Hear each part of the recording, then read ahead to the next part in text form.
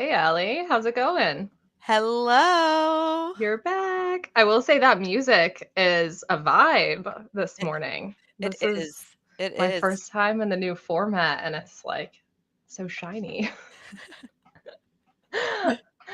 Well, thank you so much for being here today and for coming and talking to us. I'm going to take one out of Steph's book and ask you, are you having a frugal week or are you having a spendy week so far? Definitely a spendy week. Amazon has showed up at my house a little bit too many times this week. I had a nice greeting from them this morning for some new things I ordered yesterday because I couldn't live without them. So I'd Lovely. say definitely a spendy week. But I'm also going on a trip next week, so I think that's partly why. Perfect. Yeah, you got to prep. You got to get the essentials, you know? Yeah. Yeah. Prepare.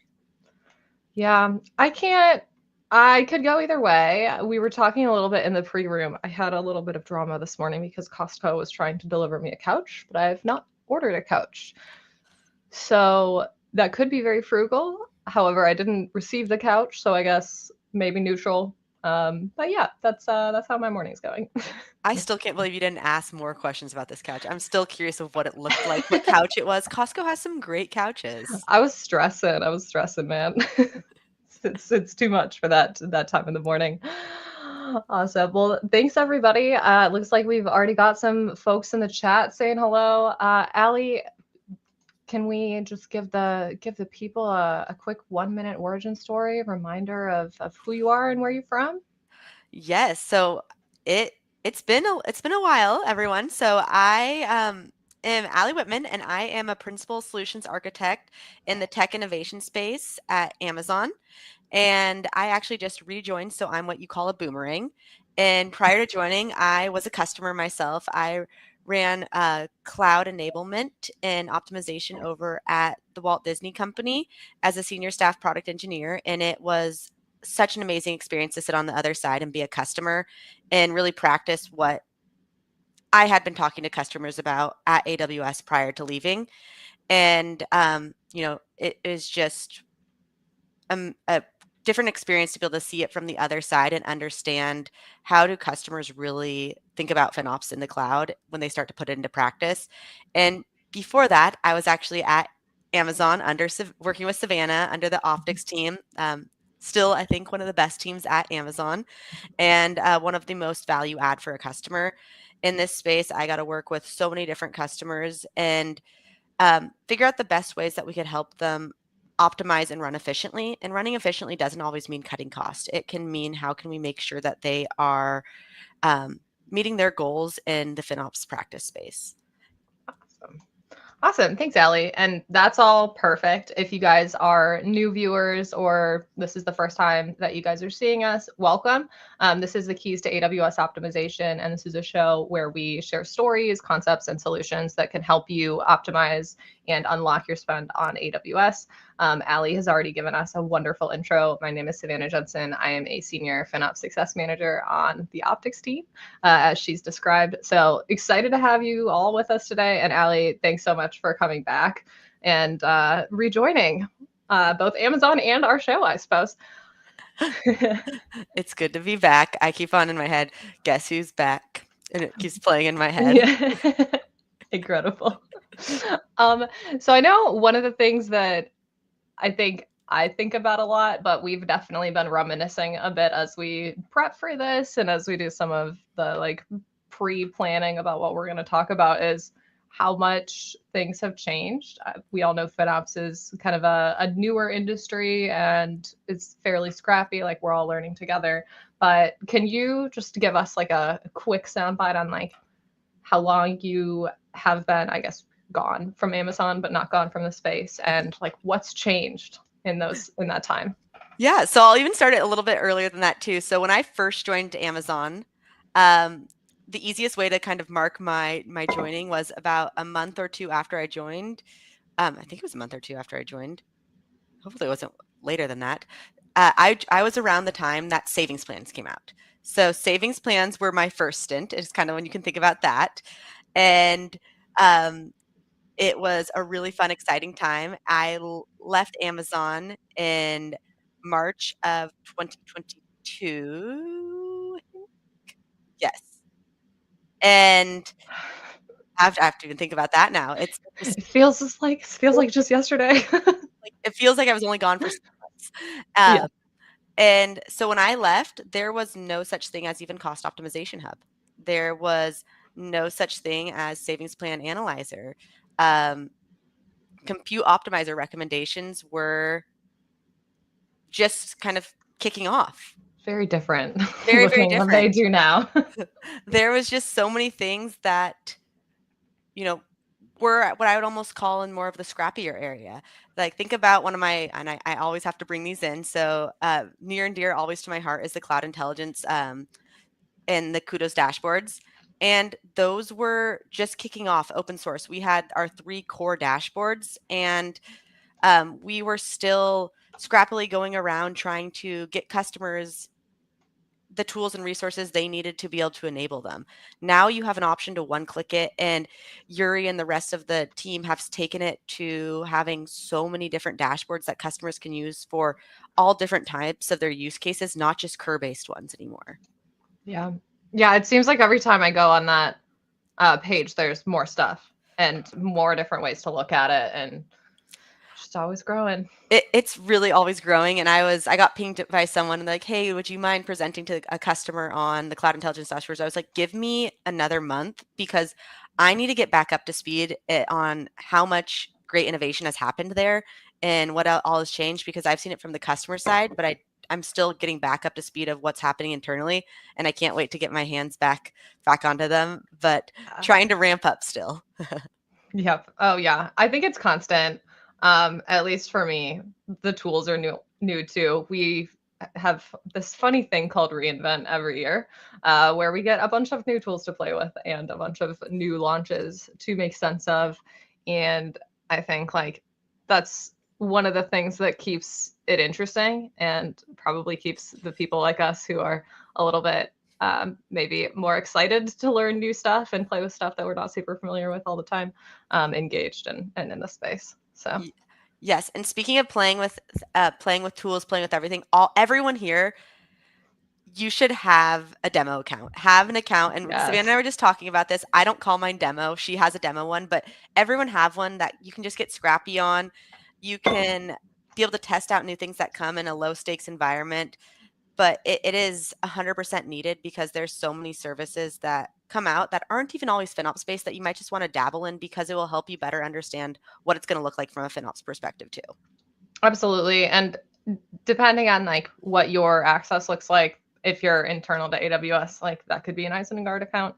If you are outside of AWS, that could be just a linked account in your organization. Honestly, I think the ability to just go into the console and see what the experience of looking at different services is really important, even if you don't spin anything up, because if you're living in Cost Explorer or living in cost tooling all day, every day, and looking at something, it's really easy to say, like, oh, we got to go spin that down. But if you don't have the context to be able to figure out how to do that, it's really hard to meet your engineers where they're at there. Yep. And actually, Savannah, when we were prepping on this, we were actually, no, it wasn't the prep on this. It was another call we were having. And it was actually with one of our product teams. And Savannah was talking about something that you can get out of the console. Me being a customer for a while, I got very comfortable in the ways I was using the console myself. And I used it as a very specific way. I didn't even realize that feature was available there. It was a way that you could download a report from the console, and it was just a PDF report, but I was always used to having an email version of it that I myself wasn't staying on top of the trends and missed that. I could have started self-servicing phishing for myself. So I think always just going in and checking what's new, getting out of your comfort zone of your standard process of what you do every morning, and you check your console or check what you're doing. Always see what's new, see how you can do your role a little bit more efficiently too. Allie, we have some fans in the chat shouting out your spreadsheets as the preferred optimization tools. I'm going to have to +1 that. I will co-sign on the majesty of an Alee Whitman spreadsheet specifically. I will never be able to leave Excel. Excel spreadsheets are my jam. So if anyone here ever wants to have a fun, just scrappy, let's try and make a really fun Excel FinOps spreadsheet that maybe we can turn into a product down the line, I'm all in for it. And just a quick plug, my favorite formula, it's a very basic formula because I think you don't need to be over top, is an XLOOKUP. Yeah. the most amazing formula that Excel has ever came out with is an XLOOKUP. Chef's kiss.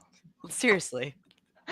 Um, on that, I guess, note, we've got a question of which features, tools, or tools as a whole do you like most now that you are, I guess, back from being a customer? But what did you see as a customer that you didn't expect, like loving? Cost Optimization Hub. Yeah. And the reason I say that is the first time I heard about it coming out, I was like, what are you doing? Like, there's nothing new coming from this. Mhm. What is the value add? But then you look at it and you're like, this is probably one of the most valuable tools for a customer in the FinOps space. And I will tell you why. There are so many different optimization recommendations that come across AWS. There's so many different FinOps places that you can go.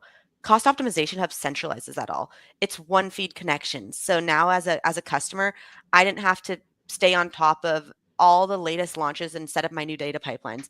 All I needed to have was Cost Optimization Hub available. So I think small little tweaks in the way that the service team was thinking about, not, hey, let's launch all these new product features. Let's launch ways that we can enable our customers to better use what we have available. And I think that is what I really, really liked about Cost Optimization Hub, because it really took the guesswork out. And I don't know if any of you have had to collect like compute optimizer data. It's Mm. not always the easiest across regions. It's definitely doable. There's some great labs out there to do it, but Cost Optimization Hub took the guesswork out of that. And so I will say, Cost Optimization Hub, if folks don't have it, go get it now. Rick, from the product team, is one of the most customer obsessed, forward looking people out there who is really thinking about how do customers interact with the tools and how can we make sure that their lives are easier and we can enable them to be more successful. And speaking of, I think that like the anecdote you mentioned about downloading data versus being able to self-service, I think one thing that people overlook on Cost Optimization Hub sometimes is the ability to create that recurring export that will pull those recommendations for you and just dump them out in a format that you can parse yourself. It is such a one-stop shop. I like we've come out with a lot of more recommendation updates for Compute Optimizer. And I remember prior, I used to have to go into my demo account and like go into Compute Optimizer and tinker around. And now they just all flow into the hub. So I don't Mm-hmm. have to go seek it out. I don't have to play with them one-to-one. It just adds to the report that I already have. It's easy. It's right where I want to see it. And there's an export ability as well. So Yep. excellent. So Alee, I know you are keen on getting access to data. Do we want to demo how folks can turn on the hub if they I haven't think we already? can. And I saw that in the chat. Someone asked, how do we enable it? And while Savannah's pulling this up, I think one of the things to think about too is as a FinOps practitioner or anyone who's in the FinOps space, even if you're not the practitioner yourself, maybe you're an engineer, maybe you're a leader in the space, look across your AWS services and see which are free and what you don't have enabled. Cost Optimization Hub is a free service. Me and Savannah were talking about it. There's very few cost enablement and cost optimization tooling that AWS charges for. And I think there's a good reason for that. You shouldn't have to pay large sums of money to have native services available to optimize your cost. There's very specific use cases where you're customizing, where you might want to have a paid service. But for the AWS native tools, almost all of them are free. Go turn all of them on if they're not turned on. Even if you're not going to use them today because you don't have the resources to use them, turn it on, let it start collecting that data like Savannah was talking about, because when you do want to use them, it's so much more powerful to be able to trend back as far as you need to and say, hey, look where we've come, or look where we started, look what this impact we've made is. And so call to action for everyone on the call, after Savannah shows you how to turn this on, go double check that all of your free AWS cost optimization services are turned on. And always a plug to the cur. Make sure you have a couple formats of the cur available. Like have the focus cur enabled, have the regular legacy cur if you have it enabled. Go to enabled cur 2.0. There's just make sure you have your foundation built. All right, let's take a look at how to actually pull this up. So I'm just in the console. As you guys may have suspected, I have been visiting the billing and cost management console in my test account fairly frequently, so it's top of my list, but let's pop in here. And you will be able to find a cost optimization hub in the savings and commitments section of your left-hand menu. We can just click on it here. We've got a nice product description of how it works available as well. When you scroll down to the bottom, you can either enable it for just this account and all the member accounts if you're like me and in your payer, or you can decide to just enable it at the payer level. The kind of degree to which you share that data is up to you. And you just go ahead and click enable. And it starts chugging away. As you can tell, I'm a really big spender. So $8. got $8. Gotta go get that back for sure. One thing to note too, we've done this in my demo account. You can turn it off at any point if it turns out to be a tool that isn't providing value or that you're not loving. I haven't heard of anybody doing that, but some of the hesitation occasionally is that it's like, what happens if we want to back it out? There's a very easy back out in the cost management preferences menu as well. So it's just that easy. It really is that easy. So everyone go check your accounts after this. And if you are part of a larger organization and maybe you don't have access to your payer account, go talk to the folks that do and encourage them to enable it there. If you're having any pushback or if you need any support, always reach out to your AWS team. We're always happy to explain, the benefits of to why you should. And I think this is where people don't know what they don't know. So if they don't know about being able to enable it at the payer account level, maybe they haven't. And that's where you can come and help champion that and make sure that your teams all have the right resources. So you don't have to have 100 different people going to enable it in their each individual account. Absolutely. We have another Rick fan in the chat. We're in good company. Rick is in fact the GOAT. and I think I can speak from this from both sides. When I was a customer, there were so many times that Rick would reach out and just ask for our insight of how could we be supporting you better from a customer standpoint? How could we do this? Is there customers that you'd want to get in touch with to be able to understand how they're using something? And so I would just say for all of you here, um, the best type of recommendation I can have is your recommendation. And so when you're thinking about what do you want to see is, next in the cost optimization hub or next from the product insights team, from the insights team, what do you guys want to see? If you want to post those in the chat here or tell your account teams or anyone, or I guess cost optimization at amazon.com. I need to get back on the lingo. Post them there. I think these are the best insights. And it also lets us figure out trends. When you all share and everyone who's on this, on this stream today shares, we might all find a similar trend that we didn't know that was coming, or maybe we're going down the wrong direction and you guys are helping steer us back towards something that we weren't aware that was important to you. Absolutely. I think one of the things that perked up my eyebrows a little bit in the chat is we need Athena queries for cost optimization hub exports. So we do have a dashboard in the CID suite that leverages optimization data, but this is a really good call out. I think that's something that we can look into a little bit more on the AWS side to see if there's anything that we can provide out of the box. So we'll take that one as some homework. Yes, definitely. And pick the top ones you guys would like. If there's a service you want us to start with an optimization hub or something, there's so many different, recommendations that come through it now. What's the most important to you from a querying standpoint? What would you want to start with? Yep, absolutely. One last note on that, and let me know your thoughts on this. Maybe it's just me being out of touch or accustomed to the new pace of things.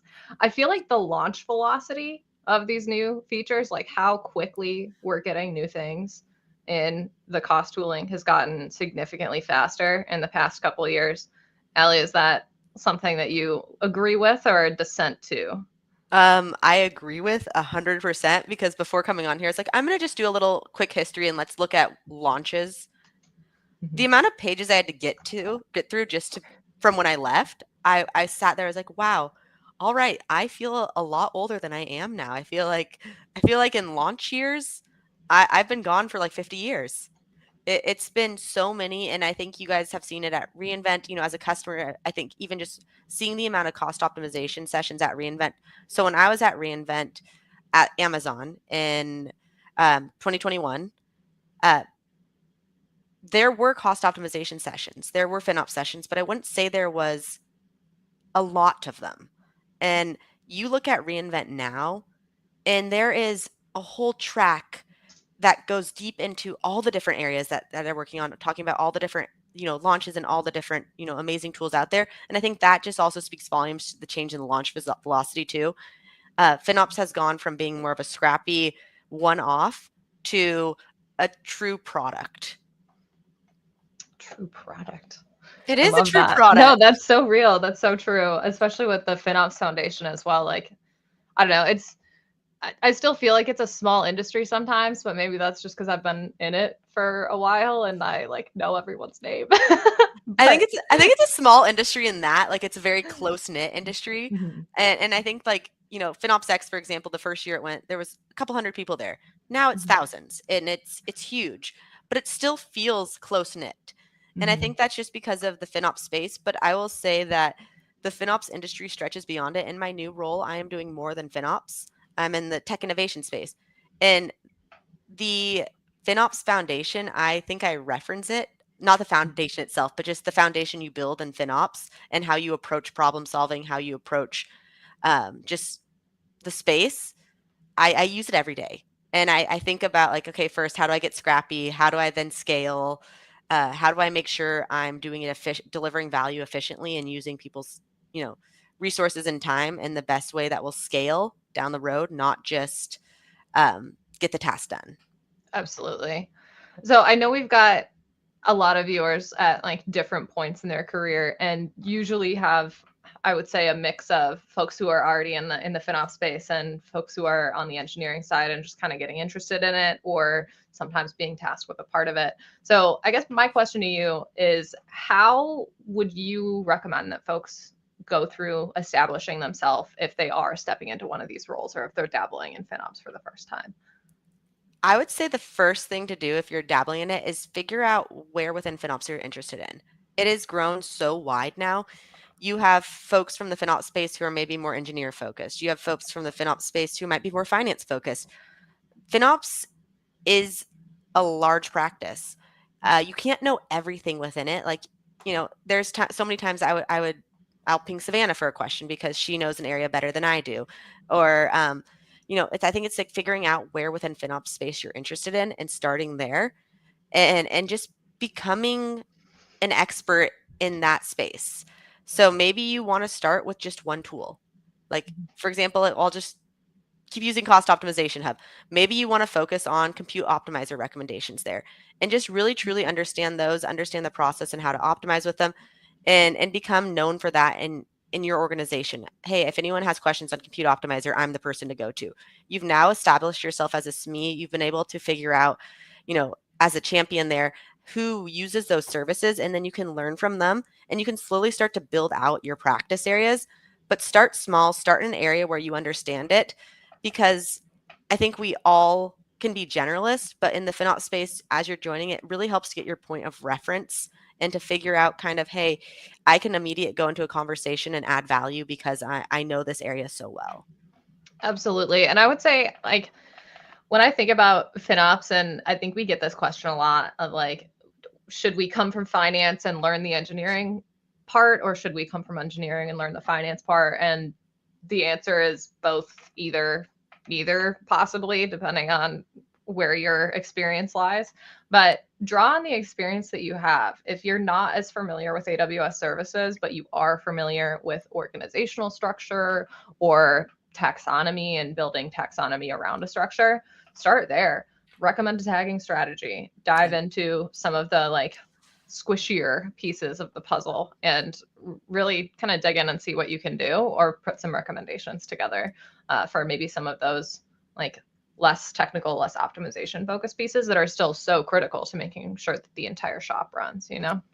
Exactly. Like, if you look at a lot of the folks who started in FinOps, like for example, me, when I started a while ago, it was because I couldn't understand my bill. And that's why if you look at like kind of my SME expertise and where I first got started, again, it's expanded since then, but it's the cur. I call myself I'm crazy because I spent so much time in the cost and usage report. It's still like one of my most favorite reports to this day, but I did it out of a need. Savannah, how'd you like what was your like how did you kind of start to bridge over? Yeah, so I feel like most people who started around the same time that we did have like a story of printing out the Kerr columns. I also did that, but I think like what really turned the corner for me, because I had been kind of like, working on the customer service side at AWS and very familiar with this stuff and making recommendations on like how to use specific products. But it was during COVID, like March 2020, when the world shut down. I was helping my customer at the time build a Kerr pipeline that essentially transformed their Kerr data. And I was stuck in my tiny apartment that's probably about the size of this room by myself. Just me and my spreadsheets and my one monitor and my like terrible chair, just diving into the Kerr data, trying to figure out exactly how I wanted to like make it function the way that I wanted it to look. And I wouldn't say I would do it again in that circumstance, but it was definitely something that I think was super beneficial and that really sparked my passion for this stuff. So similar. Oh my gosh. Yeah, no. Yeah. Like thinking back to like the I feel like The before times. the before and the after and how much it just caused us to have to accelerate. Mm-hmm. Yeah. Cost Optam in 2017. You Yes. get it. Oh, this is an interesting one. Has anything changed in how you market FinOps initiatives to your customers when it was a baby industry versus now? And how do you tackle a broad spectrum of FinOps with your customers now that there are so many things to learn and do? I'd say from my side, it's a little bit different because I'm not exactly like on the AWS side, I don't work specifically in FinOps anymore. But Mhm. I think that's kind of it's almost changed how I would approach it because I still bring FinOps into every conversation. I think I just change how I position it based on who I'm talking to. I don't come in and call out FinOps, but at the root of every discussion, I'm always talking about the best practices and how to think about it ahead of time because I think if you don't upfront think about, for example, like modernization and all of these areas, it's it's too late by time Mhm. you deploy it and it can be a negative experience. So how do we take the core concepts and apply those as I'm speaking with my customers? Savannah, from your side, how about you? Because you've actually worked with customers through it all. Yeah, I mean, it's interesting because we still have a lot of folks who are starting their cloud journey. So in some ways, it almost feels now like we have the entire spectrum. Whereas if you look back to like 2018, it was a very different landscape. Didn't even have savings plans yet at that time. Crazy to think about. But I think like depending on where you are in that like cloud maturity journey, the asks get a lot different. And it's always interesting, especially if you're like walking into a room or walking into a call of folks that you've never talked to before, to have to pulse check on where they're at in that journey. Is this a scenario where they're just getting started and can clean up some of those low hanging fruit and really get some quick wins and get some kind of momentum there and see the value of this stuff? Or have they already done steps 100 through 400 and now we're looking at like how to build a cost aware culture or how to build a structure in your organization that automates some of these things? So I don't know how much some of the like first FinOps conversations have changed. I think those are honestly a little bit standard when you're like introducing folks to the space and the concepts for the first time. But the range of what you get is very different.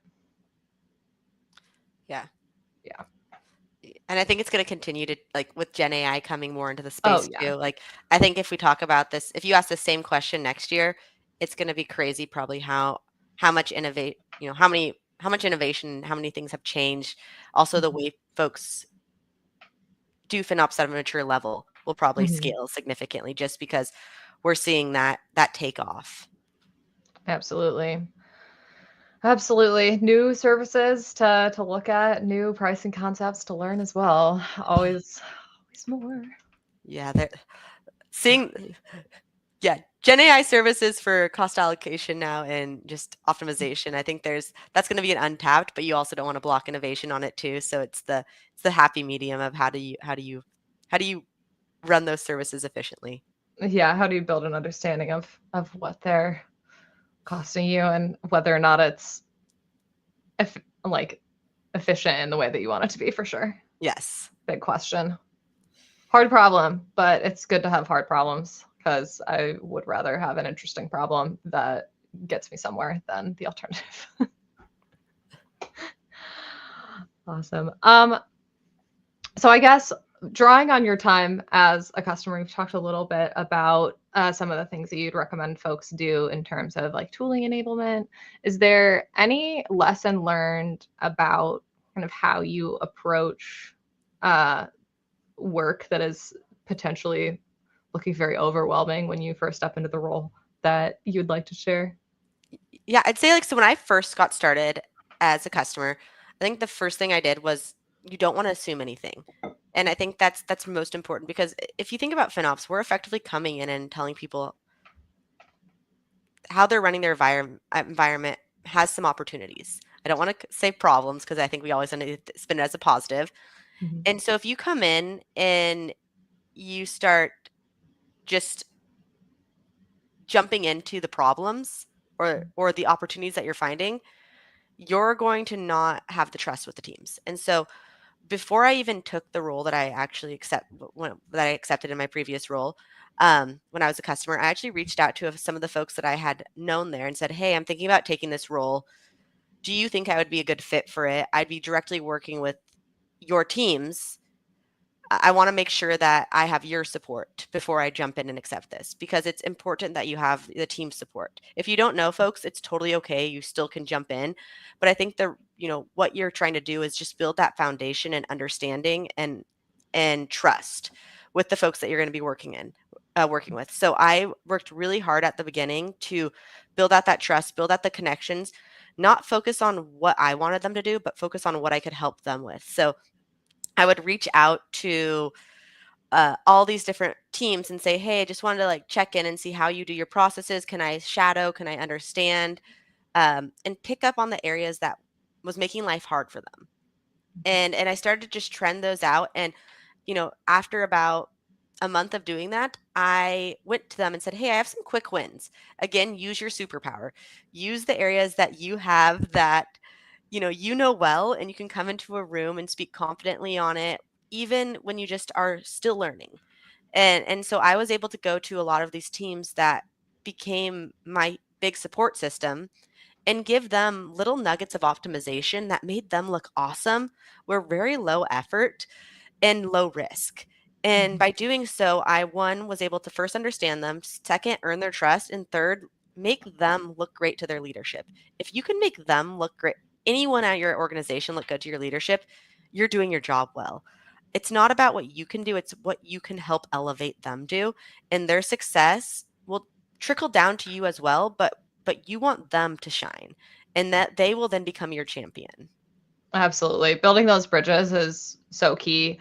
And anytime that you can really encourage some of that positive recognition, I feel like it just makes everything take off, which is great. Ooh, we've got a good one.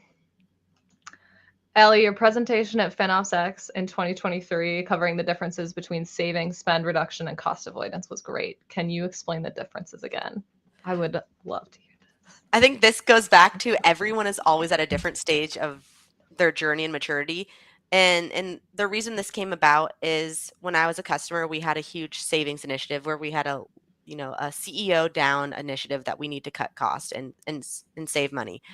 Well, what we quickly found is what does savings even mean? Mm. If you ask, and I challenge all of you to ask this at your organization, what does savings mean? Ask it to an engineer, ask it to your finance team, ask it to a leader. I'm pretty sure you'll get three different answers. An engineer is probably going to say a savings is anything I do.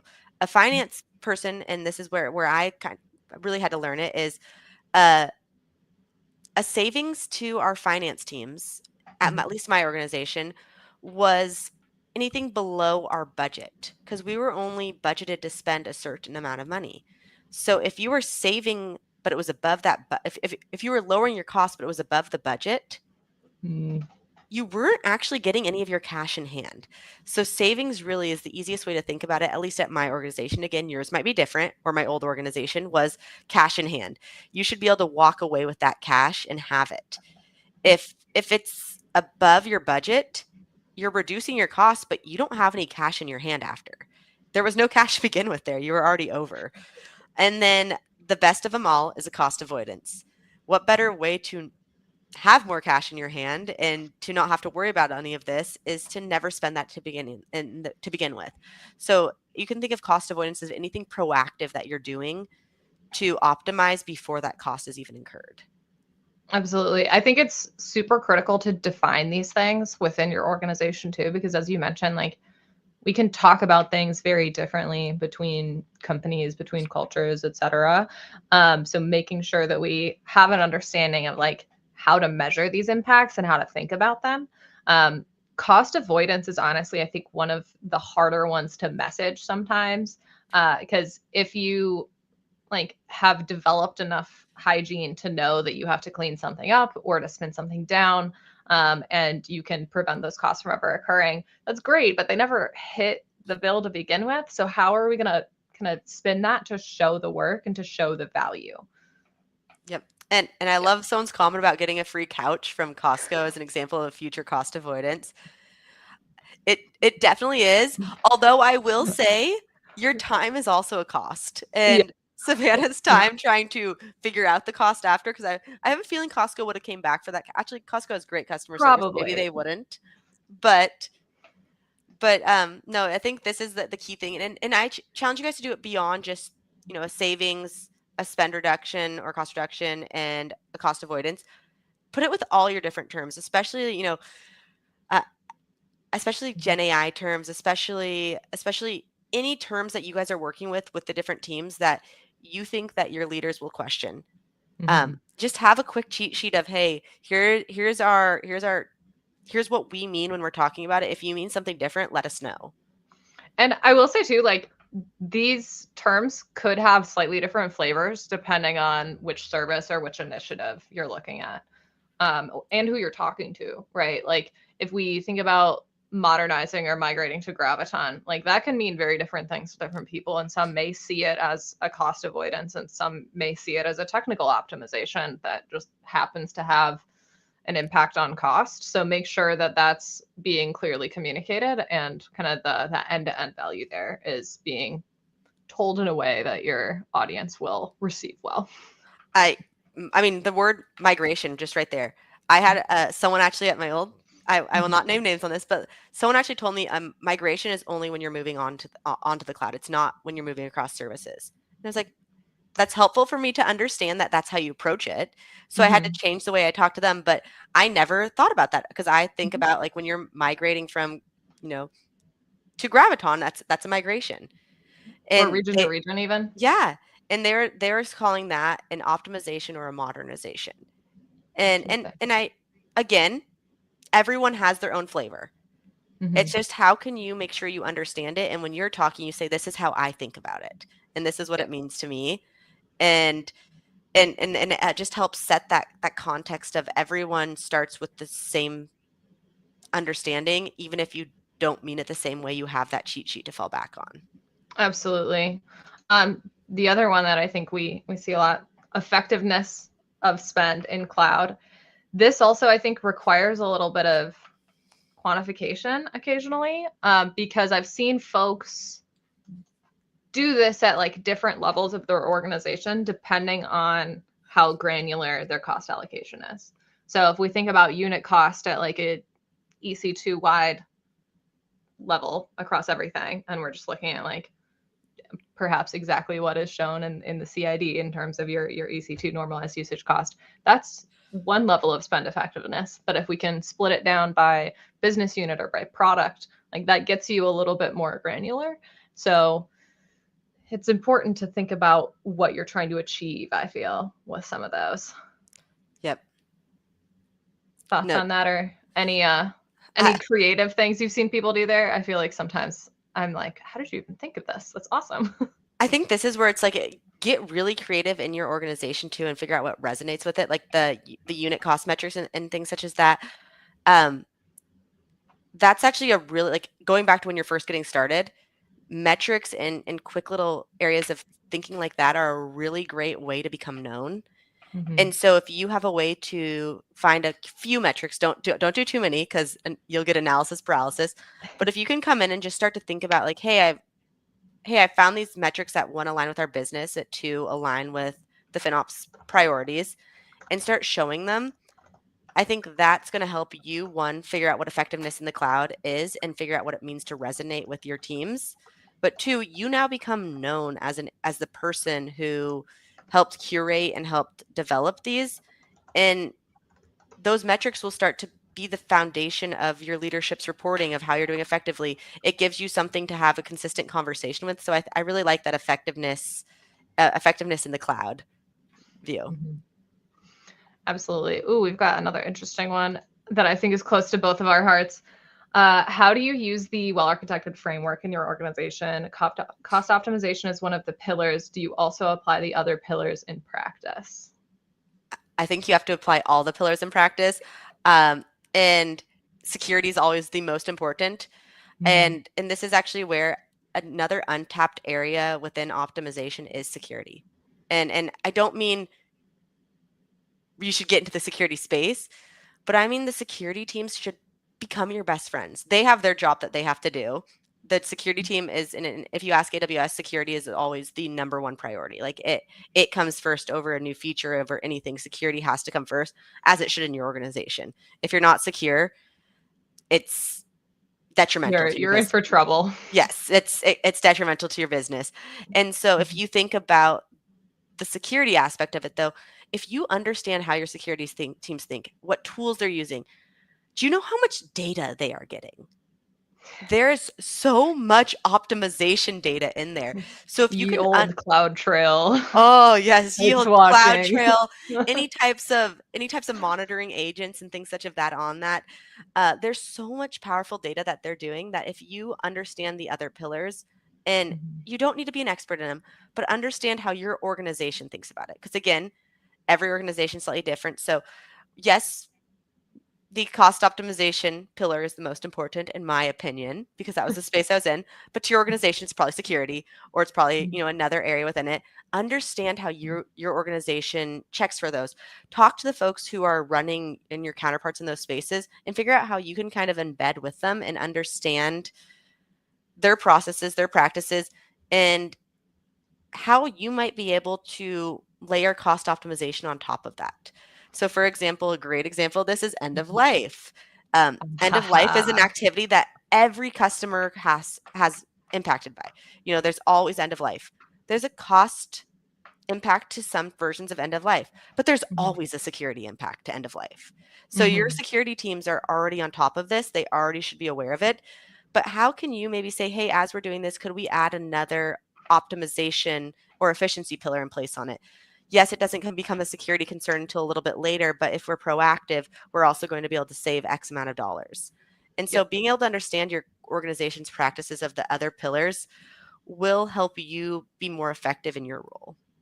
The other very real world example that popped into my mind when you were talking about all the different data that people have access to, one of my colleagues and I were working with a customer to understand their CloudWatch spend, and we had a ton of CloudWatch spend, like more than we'd expect, and ended up having to work with security to get access to CloudTrail to understand what was driving some of it. And it turns out there was a downstream system that somebody had plugged in and they thought was turned off, but it was paying CloudWatch like every 5 minutes, and that's what was generating all this cost. And like, would we have been able to figure it out without that?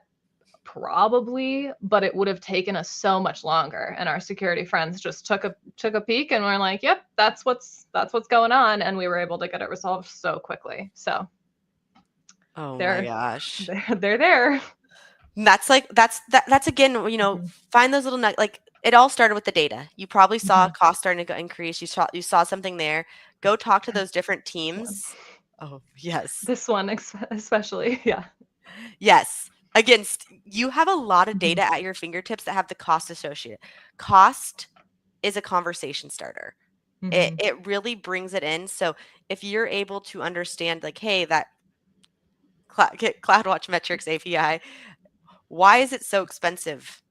Mhm. Why is our cost going up there? Or why is our cost just so large in that bucket? Go talk to the person who's responsible for it.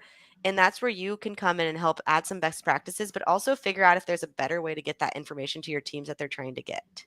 That I think that one's key too. Like, what are we measuring here? Yep. Let's talk about what the end goal is because there might be a different way to get at it. It might be something that somebody checks once a month that we don't need super granular data for, or it might be something that is truly critical to their business. And if it is something that folks are leveraging very well and getting benefit from, then that might be something to scale out across the organization as well. So you really do have to build that understanding. Start with the customer first, even if that's like your own internal customer. If Yep. you're out there. The other well architected related plug that I like to remind people of is the resilience benefit of scale up and scale down. So instant scheduling, powering down things in test environments over the weekend. Not only does that save you a lot of money, but it is really good practice for your architecture because you get into that motion of kind of scaling up and scaling down. So if there is any event that tests your resilience, you've got that muscle already built. Yes, definitely. And actually kind of going on like the all well architected, I always want to bring it back to like you as a customer. If you're a customer, we're talking about all these. AWS has so many resources to help you run well architected reviews or just even answer these questions of like, hey, like where should I be looking to or within my organization, where are some areas that I should be focusing on? Use your AWS team. They are there to support you. And I think that is one of the areas just to kind of tie it back to you as a customer. If you want to be effective, use all the tools at your disposal. And some of those tools are the amazing resources from your account teams. Mhm. And they have resources to specialist teams too. So so I think this is an untapped area that we sometimes see is you're solving a problem yourself, solve it as a team and bring in the Mhm. right folks to support your team. There would be so many times where, for example, going to your resilience question, like I wouldn't think of that. And my account team would actually my SA or my TAM would say, "Hey, The like teams. yes, go talk to so and so at your organization. I think they'd be a great resource for you." And it Mhm. was amazing to see how they were able to help connect me with someone because they had heard that person was working in that space or had worked with them directly in there, and they would help connect the dots. They would also bring me back to reality on my kind of ideas where it's like, hey, we should go do a mass optimization initiative of X, Y, and Z. And they're like, no, that's not going to fly because X, Y, and Z. You're not thinking about this holistically. Here's what I think you should do instead. And they Mhm. would really help me curate the best recommendations and the best opportunities and the ways to approach it at scale that would scale with my organization. Because your TAMs, your different account team members are embedded really with your teams and they know how they run very well. They also know how other customers are doing it too. Mhm. And I will say too, for those of you who may not have an account team or maybe just starting out, blogs and customer anecdotes are a big resource that you can use that's very similar. And then you can always leverage Support Center and creating a case through Support Center. We do take those very seriously and we take the feedback on them very seriously. And I speak from experience because when I first started out here, it was me on the other end of that Support Center case typing the little answers back to you guys. So Oh my gosh. No, use your available resources, whatever they are. that is so I mean, even to this day I control F in the FinOps Foundation Oh yeah. Slack channel, like to find when I was Yep. a customer, that was my go-to. Like before I'd ask a question, I would control F and see what what was in there. Yep. Search engine, Yep. question, AWS, look for the blogs, look for other resources, look for everything that's out there. I think that is like a really wholesome part of how the space has grown. Like when we first started out, there were not very many resources and not a ton of documentation. And I think everybody really took that to heart and has worked very hard to contribute to that space, because now we've got a lot more at our fingertips, which is great. Yep. And I encourage you guys to start writing out there too. Like, I think this is what for your organization, if you're doing something that works well, writing it is a great way to spread it across. And, you could have your own mini blog series for your organization of, or, hey, here's some quick facts or quick resources. It gives you a way to practice your writing skills, but also become known throughout your organization.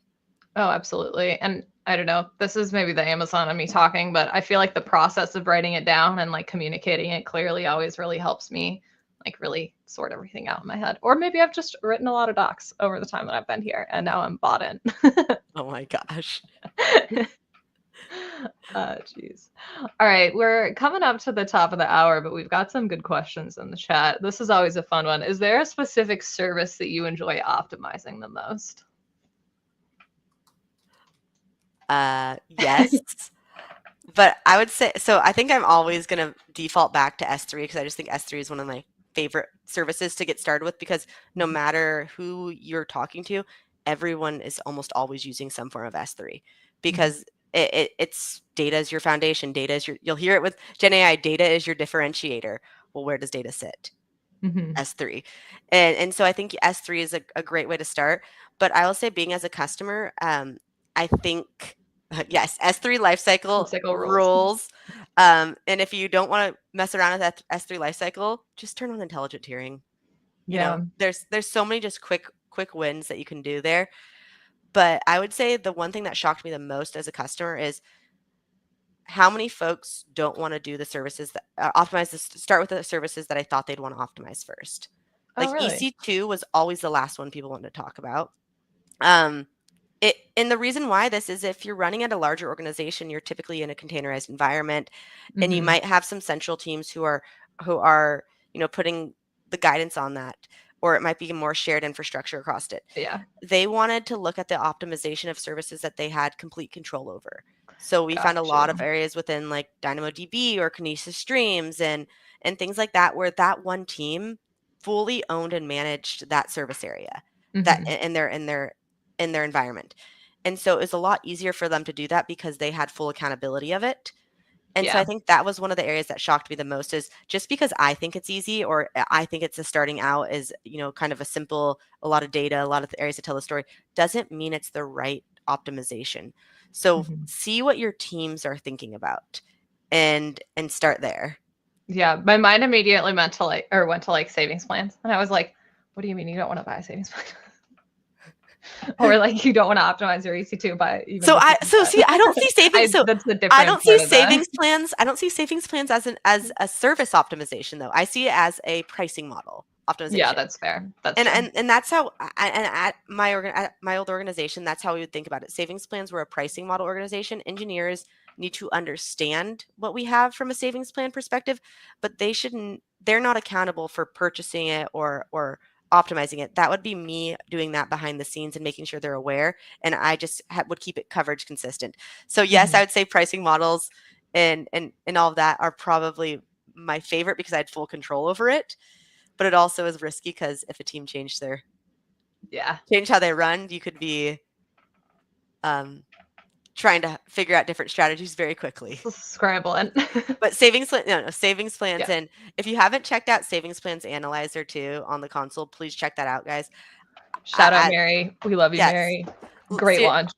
I did that all in Excel when I first started out as a customer. When I was at AWS, I built so many Excels around, how to look at this. As I was ending my time as a customer, I was able to completely use AWS's native tool for it. And I didn't need to pull scrappy Kerr reports to visualize it. I was actually just able to jump in and use the native tool. And that was really awesome to see how much that tool had progressed from just seeing numbers when they first launched savings plans in 2019.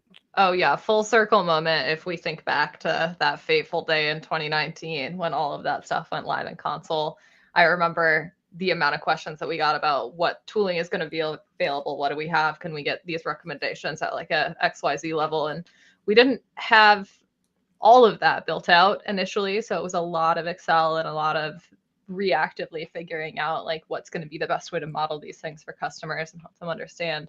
And now, like, the tool set that we have is so robust. It allows for that like what if analysis directly in console. You can go back to it, you can look at it. We've got a lot of pretty visuals that make sense. It's great. Love to see the progress. Love the Definitely. growth. It's like I wish I would have recorded how I had to look at all these tools or figure out these processes back in 2019 and then looked at what I do now.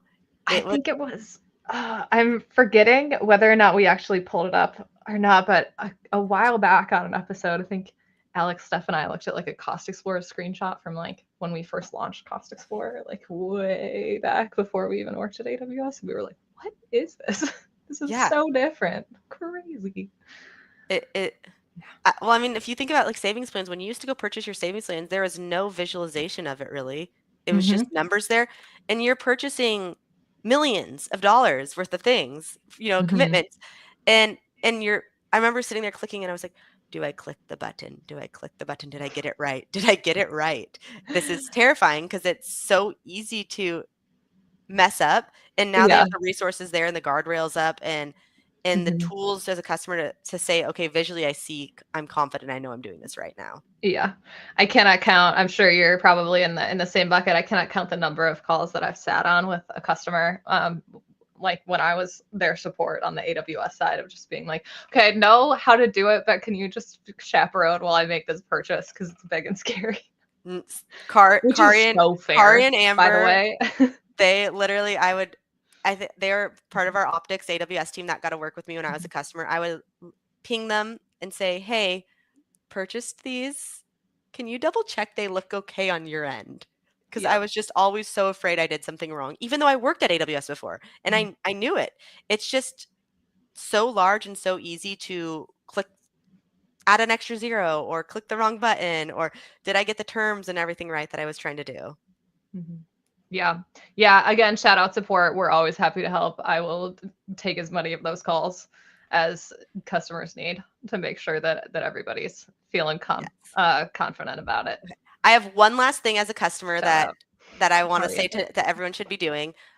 Semi-annual or annual audits of your processes. And by that, I mean document what your processes are doing.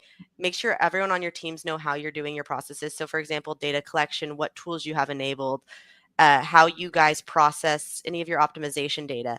And share that with your AWS account team if you have them. If you don't, share that with your other teams. And just make sure everyone's aware of it because there's things changing so quickly that if a new feature comes out, your AWS team might be able to tell you, hey, you can use it this way based on how you're running your services. Or if someone within your own organization sees how they're doing it, they might say, hey, we actually want to add this company specific data point into this. I think it fit well this way because I know your process and I understand it. So make sure everyone is aware, make sure you're auditing, making sure that you're always looking around the next corner and Mhm. and giving your teams the best foundation for success. Absolutely. Absolutely. I think making sure that you're doing that iteration and review is really critical, especially with KPIs. I know a lot of people get analysis paralysis, or at least I do sometimes when I'm walking into a new environment and trying to figure out how to make heads or tails of it and figure out what those goals are. Index on doing something, making it exist first. You can make it look pretty kind of down the line, but it's got to exist before you can start using it. So big, big shout out for that for sure. Looks like we got some fans as well. Awesome. Yes. Well, thank you so much for your time today, Alee. Really appreciate the conversation and you coming back and joining us, even though you're not strictly on the FinOps side anymore. Any like extra last thoughts in our last 30 seconds? I think I really liked how you ended that with, you have to start somewhere. Like you get it out there. You might not be right, but it's your first wrong answer. And I think that's the FinOps space. Be scrappy still. Yes, there are a lot more tools available, but still be scrappy. And I think that mindset will help set you apart within your organization. So never be afraid to try something out. And if you have any questions, feel free to reach out. But also just leverage all your resources and happy optimizing. Happy optimizing. All right. Thanks. Take care, everybody. Have a See good ya. one.